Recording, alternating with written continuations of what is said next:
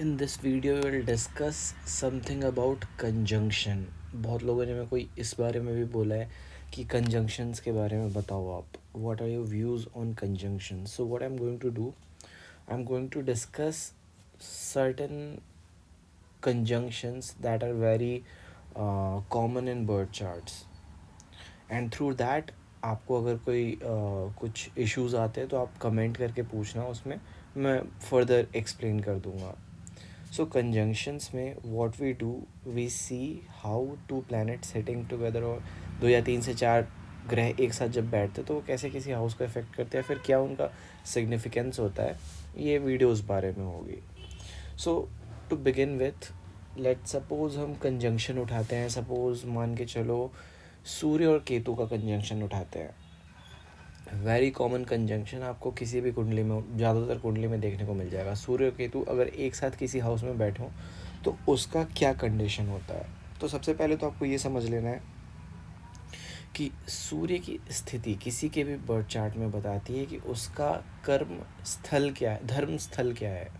Basically उस particular person की life किस जगह पे टिकी हुई है. छठे स्थान पे सूर्य है तो इंसान वर्क ओरिएंटेड हो जाता है. आठवें स्थान पे सूर्य है तो इंसान को प्रोवाइड करने में, फीड करने में इंटरेस्टेड होता है. 12th हाउस में सन पॉजिटेड है तो 7th फ्रॉम 6th लोगों को काम करवाने में उसका धर्म जाएगा. सपोज सन सेकंड हाउस में प्लेस्ड है आपका, तो वॉचमैन की ड्यूटी हो गई. किसी भी चीज़ को ऑब्जर्व करने की जो पावर होती है वो मिलती है यहाँ पे. नाउ अगेन, सूर्य की कंडीशन तो देख ही लेनी है, साथ साथ देख लेना है कि कौन सी राशि है उस पर्टिकुलर प्लेस पे. तो राशि डिफाइन करती है किसी हाउस को. और हम क्या कर रहे हैं, हम कर रहे हैं अभी कंजंक्शन. सो अपार्ट फ्रॉम राशि हम सिर्फ ये देखेंगे कि सूर्य और केतु का कंजंक्शन किसी हाउस में है तो उसके क्या इफेक्ट होंगे. तो सबसे पहली चीज़, केतु जो होता है वो मून का लोएस्ट पॉइंट होता है. मतलब आपके बर्थ चार्ट में जो मून है, it can go lowest at the point जहाँ पे भी केतु पॉजिटेड है, and it can go highest to the point जहाँ पे राहु पॉजिटेड है. Maximum activity Rahu, lowest activity Ketu. और केतु कहाँ जाके बैठ गया, तो केतु जाके बैठ गया सूर्य पे. सूर्य क्या है, Surya is where your life is dedicated to, जहाँ पे आपका सेंटर आपके लाइफ का टिका हुआ है. सूर्य की किरण जब धरती पे पड़ती है तो सबसे पहला चीज़ वही दिखेगा जहाँ पे आपका सूर्य पॉजिटेड होगा. और यहाँ पे क्या आ गया, तो केतु आ गया. तो बेसिकली आप अपने लाइफ के मोस्ट इम्पॉर्टेंट चीज़ से कट ऑफ हो जाते हो. अगर आपको पढ़ने के लिए बैठाया जाए, उठ के भाग जाओगे. अगर आपको काम करने के लिए बैठाया जाए, अलग हो जाओगे. अंडर कॉन्फिडेंस का कारण होता है ये. सूर्य केतु का कंजंक्शन जो होता है वो अंडर कॉन्फिडेंट कर देता है आदमी को. क्यों? Because Surya is light, Surya is torch light, आपकी कुंडली का टॉर्च लाइट है वो. और केतु का मतलब होता है अंधकार, अंधेरा. तो basically your life becomes dark. अब ये इसको रॉन्ग वर्ड, इसको इंटरप्रेट अगर आप करो ढंग से तो ये थोड़ा डार्क निकल के आता है, समझ में आता है कि ऐसे बहुत ही ज़्यादा बैड कंजंक्शन है. वेल, द थिंग इज़ कि Ketu behaves like that by making you ignore important things. Suppose आपका सूर्य 7वें स्थान पे है एंड जेमिनी राशि है, तो लोगों से कनेक्ट कर पाना थ्रू म्यूज़िक, थ्रू साउंड, ये आपका धर्म बन गया. बट यहाँ पे अगर केतु का कंजंक्शन हो जाता है तो it makes you cut off from people. आप कनेक्ट तो कर पाओगे, फिर इमीडिएटली छोड़ के चले जाओगे. ये डार्कनेस का कारण बनता है आपकी लाइफ में. लोग होते हुए भी लोग नहीं रहेंगे आपकी लाइफ में. वाई? Because of Ketu. अगर सपोज क्लोज कंजंक्शन में 5 डिग्री का कंजंक्शन है, सूर्य और केतु 5 डिग्री के कंजंक्शन में, तो सूर्य पे इफेक्ट पड़ेगा बहुत ज़्यादा.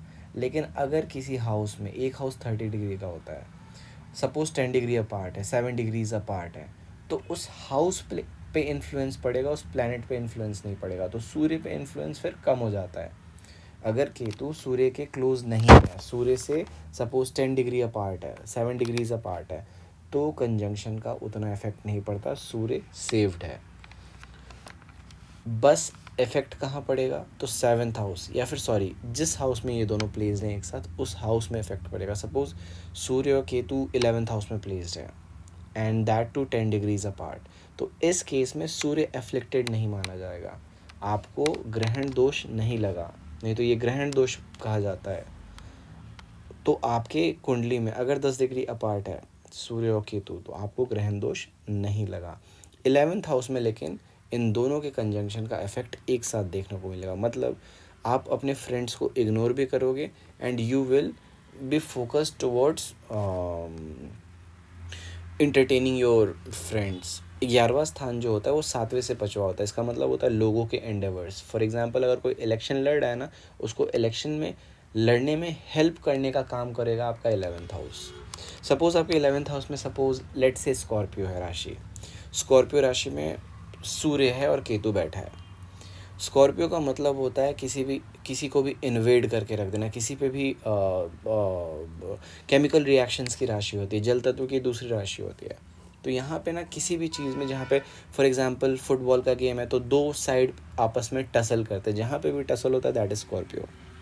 और यहाँ पे सूर्य बैठा तो आपका जो धर्म है वो बन गया लोगों को फाइट करवाना, बॉक्सिंग मैच हो गया या फिर सपोज़ इलेक्शन हो गया या फिर सपोज़ आपका गेम के स्टेडियम के ओनर हो सकते हो आप कि हाँ भाई आओ आप मैच करो यहाँ पे, नहीं तो हो सकता है आप बार के ओनर हो या फिर रेस्टोरेंट के ओनर हो जहाँ पे आप लोगों को बैठाते हो, बात करवाते हो या फिर कुछ भी करवाते हो, डील साइन ऑफ करवाते हो।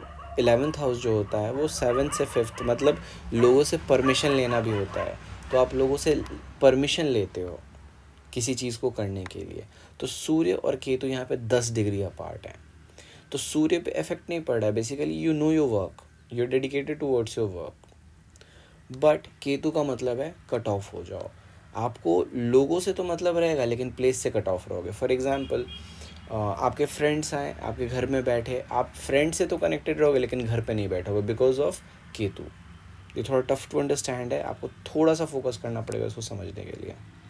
अगर ये दोनों केतु और सन एक साथ कंजंक्ट बैठे हुए हैं तब तो सन पे इफेक्ट पड़ता है। सन आपकी हड्डियाँ होती हैं, आपके बॉडी में आपके बोन्स होते हैं। केतु यहाँ पे बैठने का मतलब है कि बोन्स वीक हो जाते हैं। लेकिन अगर डिफरेंस है, अगर डिस्टेंस है इन दोनों में 10 डिग्री अपार्ट है तो वो स्ट्रेंथ लूज़ नहीं करता है आपका बोन। लेकिन अगर क्लोज है तो बोन्स में इफेक्ट आना है। दूसरी चीज़ विजन, अगर आपके लाइफ में कोई विजन है ना तो वो डिस्टॉर्ट हो जाता है because of Ketu. Why? Because you are not you're ignorant about your focus, about the thing you want in your life. Suppose चलो इसको ले लेते हैं, सन को ले लेते हैं सपोज 3rd हाउस में, और केतु, सन और केतु का कंजंक्शन 3rd हाउस में है। तो 3rd हाउस का मतलब होता है स्पीच, आपकी प्रायोरिटीज़, आप क्या चूज़ करते हो, आपके पास कितने ऑप्शंस हैं। तो बोलना आपको बहुत पसंद है but because of Ketu you are ignorant about who you are talking to, what you are talking about, या फिर आपकी स्पीच जो है ना वो इग्नोर करोगे, आप क्या बोल रहे हो, क्या कहाँ पे रुकना है, कहाँ पे क्या करना है, इस बारे में आपको आइडिया नहीं लगेगा। भले ये साथ में क्लोज कंजंक्ट हो या फिर सेपरेट फ्रॉम ईच अदर हो, 10 डिग्रीज 20 डिग्रीज सेपरेटेड हो, 3rd हाउस में तो बोलने में प्रॉब्लम आती है, चॉइसेस में प्रॉब्लम आती है। Suppose Ketu 5 degrees 3rd house या फिर 25 से 30 के बीच में, इन दिस केस केतु उतना इफेक्ट नहीं करता। लेकिन अगर 5 से लेके 25 के बीच में तो Ketu will make you lose focus, be confused about your priorities, choices, options, categorisation, किसी चीज़ को किस क्रोनोलॉजी में करना है, किसी चीज़ के सिलेक्शन को 3rd हाउस से देखते हैं। सपोज़ आपके परसेप्शन को 10 चीज़ें आपके सामने, 10 टाइप के म्यूज़िक चल रहे हैं बट आपको कौन सा सुनना है, that is your choice. So 3rd house becomes your choice. इसमें प्रॉब्लम आ जाती है जब यहाँ पे सैटर्न ट्रांजिट करेगा ना, it will make you regret very much. सूर्य जो होता है वो आपका सेंटर ऑफ लाइफ होता है, वहाँ पे सैटर्न चलने का मतलब है इट बिकम्स वेरी गोरी, वेरी सीरियस, डेड सीरियस। और सीरियस सिचुएशन में केतु इग्नोरेंस आपको बहुत रिग्रेट कराता है ये। So this is how you interpret conjunctions, and conjunctions की सीरीज़ मैं स्टार्ट कर रहा हूँ। ये धीरे धीरे और भी प्लैनेट्स मैं आपको रीड करके बताऊँगा किस तरीके से इंटरप्रेट करते हैं। This is just one of the examples. और हम हमेशा ध्यान रखना है कंजंक्शंस को रीड करते समय। पहली चीज़ कि अगर 2 प्लैनेट 5 डिग्री के कंजंक्शन में एक दूसरे से टच कर रहे हैं तो दोनों एक दूसरे को इफ़ेक्ट करेंगे। अगर और साथ साथ उस हाउस को भी इफ़ेक्ट करेंगे जहाँ पे वो पॉजिटेड है।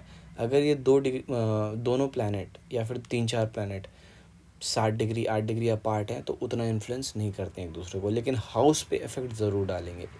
केतु और सन जो है वो दोनों अपने इफ़ेक्ट्स सेम हाउस में देगा। फॉर एग्जांपल 5th हाउस में सन केतु है तो आप अपने ड्यूटीज़ और कमिटमेंट्स को लेके बहुत फोकस्ड हो, लेकिन केतु की वजह से इग्नोर भी करोगे। फॉर एग्जांपल आप ऑफिस में तो रहोगे लेकिन काम नहीं करोगे। इस टाइप का सिचुएशन क्रिएट कर देता है। जो आपको सबसे ज़्यादा प्यारा है उससे मतलब ही नहीं रह जाता आपको। Sun Ketu for you, and it is a very devastating conjunction. अगर आपके बर्थ चार्ट में है तो प्लीज़ आप कैट्स आई और देयर आर अदर वेज। अगर काफ़ी इश्यूज़ करते हैं ये, so for that you have to read the whole birth chart. कौन सी राशि है बैकग्राउंड में, किस राशि में पॉजिटेड है, किस हाउस में पॉजिटेड, सारी कंसिडरेशन लेनी पड़ती है। So for more, stay tuned and subscribe.